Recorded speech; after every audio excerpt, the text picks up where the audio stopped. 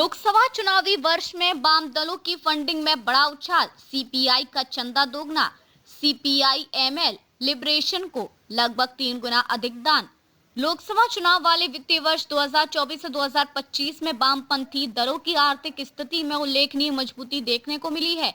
चुनाव आयोग को सौंपे गए योगदान विवरणों के अनुसार भारतीय कम्युनिस्ट पार्टी मार्क्सवादी और भारतीय कम्युनिस्ट पार्टी मार्क्सवादी लेनिनवादी लिबरेशन सीपीआई एमएल लिबरेशन दोनों को 20,000 रुपए से अधिक की दान में बीते वर्ष 2023-2024 की तुलना में तेज बढ़ोतरी मिली है, जहां सीपीआई एम के लिए ऐसे दान दुगने से अधिक हो गए हैं।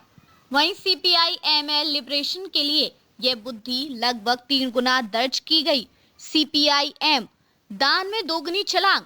दानदाताओं का दायरा भी हुआ व्यापक। सीपीआई एम ने 2024 से 2025 में कुल 16.95 करोड़ रुपए से अधिक के योगदान की घोषणा की है, जबकि 2023 से 2024 में यह आंकड़ा 8.53 करोड़ रुपए के आसपास था। यानी एक ही साल में पार्टी की घोषित फंडिंग लगभग दोगुनी हो गई। सिर्फ राशि नहीं, दानदाताओं की संख्या में भी उल्लेखनीय इजाफा हुआ है।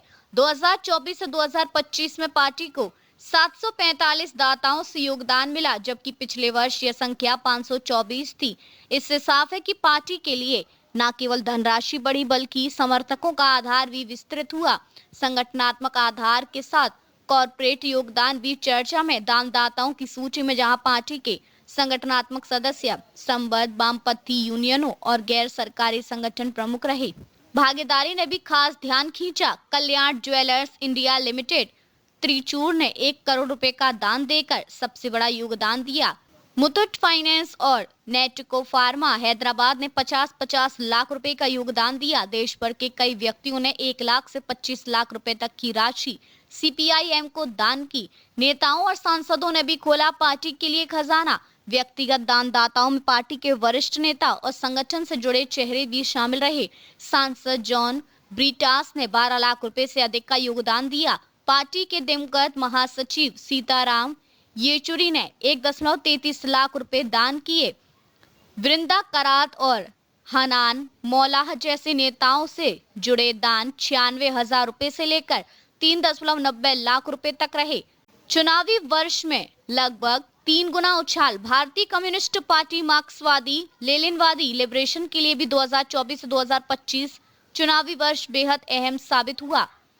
अनुदान, दान और सदस्यता शुल्क मत के तहत पार्टी को मिली राशि 31 मार्च 2024 तक 94.63 लाख रुपए थी, जो 31 मार्च 2025 तक बढ़कर 2.98 करोड़ रुपए हो गई। इस तरह लोकसभा चुनावी वर्ष में पार्टी की फंडिंग से 2.4 करोड़ रुपए से अधिक की वृद्धि दर्ज हुई।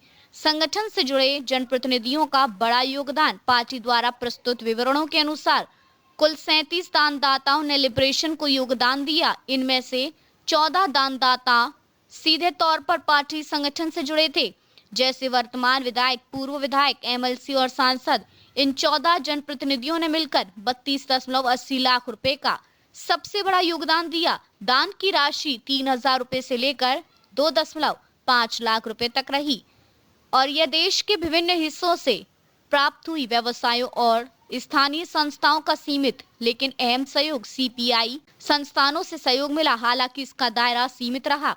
आदि सच global services private limited Dhanbad Jharkhand ने 4 लाख रुपए का दान दिया। स्थानीयों का होटल एवियन पैलेस और 71,000 रुपए योगदान किया। राजनीतिक संकेत, संसाधनों पर बढ़ता फोकस। राजनीतिक विश्लेषकों के अनुसार लोकसभा चुनावी वर्ष में वाम दलों की फंडिंग में यह उछाल कई संकेत देता है। एक और पार्टी के संगठनात्मक नेटवर्क, यूनियनों और एनजीओ से जुड़े आधार की सक्रियता बढ़ी है, तो दूसरी ओर कॉर्पोरेट और स्थानीय व्यवसायों की सीमित लेकिन बढ़ती भागीदारी यह दिखाती है कि वाम दल भी अब चुनावी राजनीति में संसाधनों की अहमियत को गंभीरता से लेने लगे हैं। यह भी महत्वपूर्ण है कि चुनाव आयोग के नियमों के तहत 20,000 रुपए से अधिक के सभी दान का खुलासा अनिवार्य होता है। ऐसे में ये आंकड़े न केवल दलों की वित्तीय स्थिति बल्कि उनकी पारदर्शिता और चुनावी रणनीति की भी झलक पेश करते हैं। निष्कर्ष, कुल मिलाकर 2024 से 2025 में सीपीआई और सीपीआई एमएल लिबरेशन दोनों के लिए दान में आई तेज बढ़ोतरी ये साफ संकेत देती है कि लोकसभा चुनावी वर्ष में वामपंथी दलों ने अपने वित्तीय संसाधनों को मजबूती दी है। संगठनात्मक समर्थन के साथ साथ कॉरपोरेट और स्थानीय व्यावसायिक योगदान का ये संयोजन आने वाले समय में वाम दलों की चुनावी रणनीति और राजनीतिक भूमिका को नई दिशा दे सकता है।